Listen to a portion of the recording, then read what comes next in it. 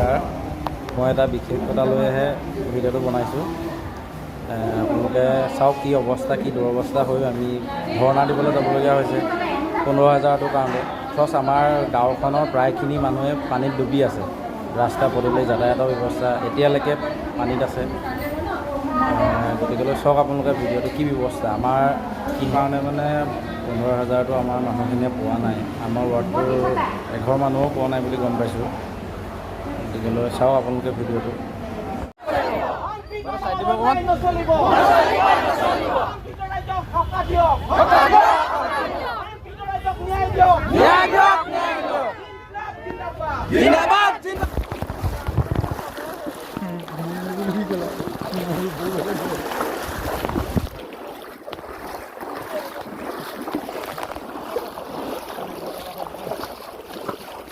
এয়া আমাৰ হাৰাশাস্তি হৈছে।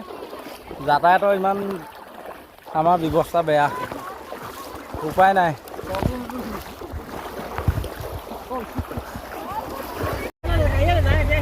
কিমান পানী চাওক, আমাৰ কিমান যাতায়াতৰ ব্যৱস্থা বহুত সুচল হৈ পৰিছে।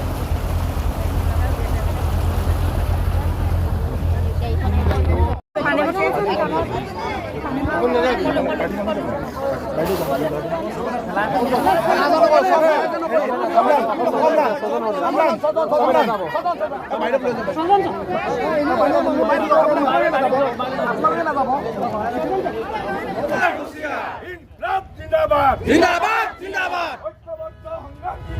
জিন্দাবাদ জিন্দাবাদ আমাক ক্ষতিপূৰণ লাগিবই লাগিবই লাগিবই আমাক ক্ষতিপূৰণ 10 লাখ টকা দিব।